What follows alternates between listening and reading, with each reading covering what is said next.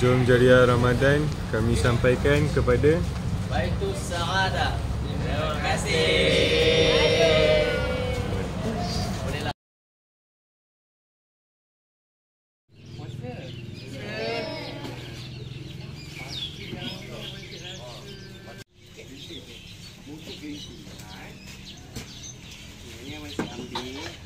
Terima kasih. Satu, dua, tiga. Terima kasih.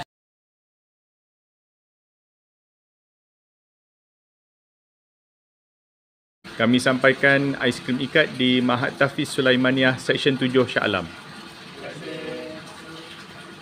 Kami sampaikan aiskrim ikat di Mahat Tafiz An-Nabawi Seksyen 8 Shah Alam.